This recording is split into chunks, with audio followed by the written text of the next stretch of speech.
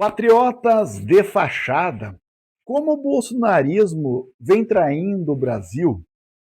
Alô, estimados, professor Djalma, 10 contradições que derrubam o falso patriotismo.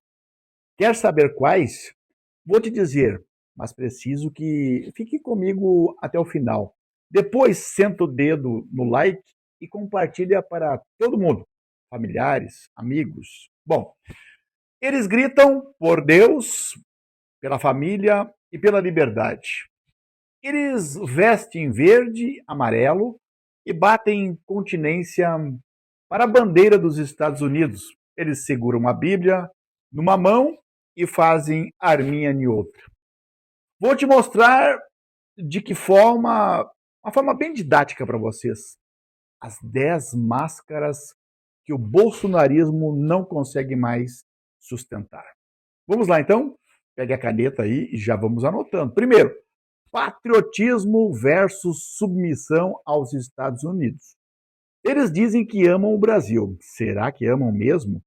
Mas trabalham com o governo dos Estados Unidos para que o Brasil fosse punido com uma taxa de 50%. E para quê? Tudo para tentar salvar o pai da prisão, o Jair Bolsonaro. Aquela história de Deus acima de todos, Brasil acima de tudo, é mentira. É Bolsonaro acima de todos. É Bolsonaro acima de tudo. Como alguém que se diz patriota, mas age contra o próprio país? Número 2. Cristianismo versus prática política. Eles falam de Deus o tempo todo, mas defendem tortura, espalham o ódio, exaltam a violência e se alinham aos milicianos. Eles são tão contraditórios que exaltam Israel em nome do cristianismo. E Israel não está nem aí para Cristo. 3. Democracia versus golpismo. Usam a democracia enquanto ela serve, mas quando eles perdem, eles querem o golpe, desacreditam as urnas, atacam o STF e inflamam os seguidores. Democracia para eles é um jogo com regras que têm validade apenas quando eles ganham. 4. Anticorrupção versus escândalos diários. Eles prometem acabar com a corrupção, mas entregaram rachadinhas, joias escondidas, o orçamento secreto e o cartão corporativo de luxo. Só falta cobrar a rachadinha sobre a taxação de 50% dos Estados Unidos. Aí seria ok. 5. Estado mínimo versus aparelhamento total. Eles falaram em cortar os privilégios e diminuir o Estado, mas eles lotaram o governo com amigos, militares, pastores aliados.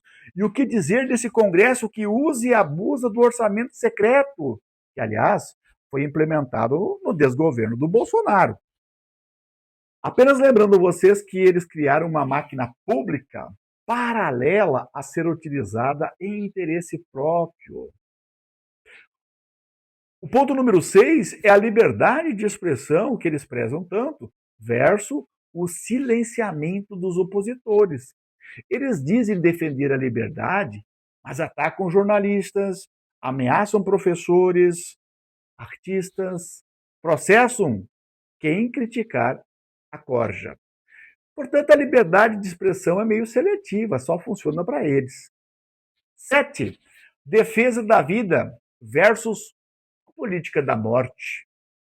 Negaram a vacina, ridicularizaram a pandemia, abandonaram indígenas, incentivaram o desmatamento.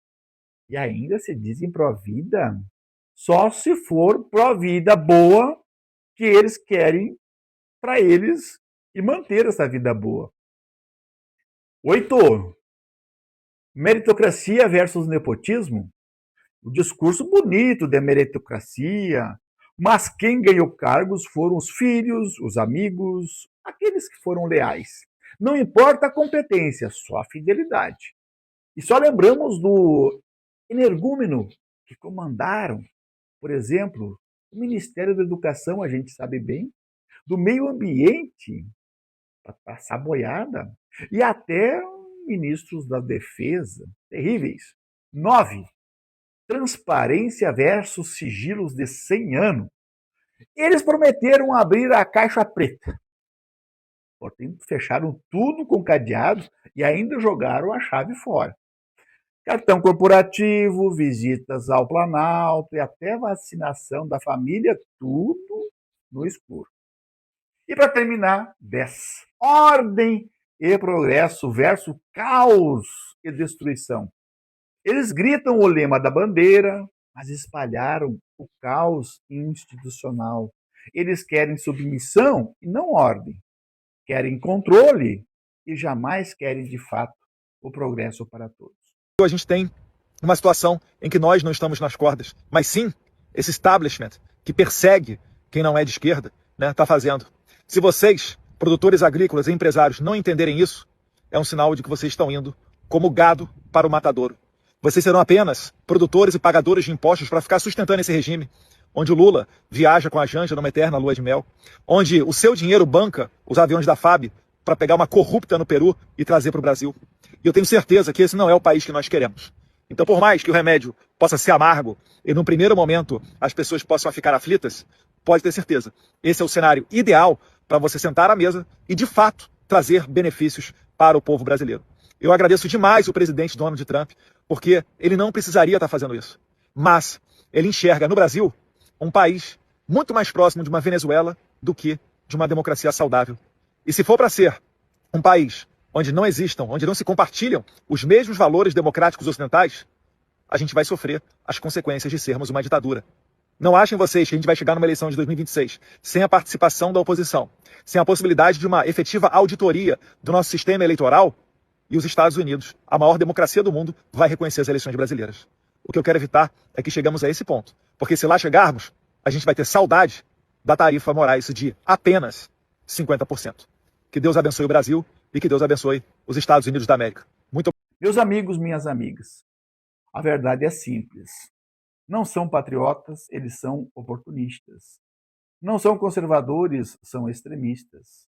Vestidos de cidadão de bem, aliás, o moralismo e o conservadorismo são os últimos refúgios dos canalhas, como já dizia um escritor.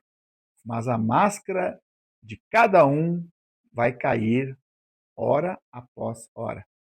E aí, estimados, estimadas, você concorda comigo? Será que eu deixei alguma contradição para trás? Você pode utilizar aí os comentários para dizer se deixei alguma coisa fora. Também comente esse vídeo, diga de onde você está falando. Nós precisamos nos unir à esquerda. Lembre-se, o bem é tímido, hein? Mas o mal é destemido. Precisamos mudar isso. Todo mundo junto.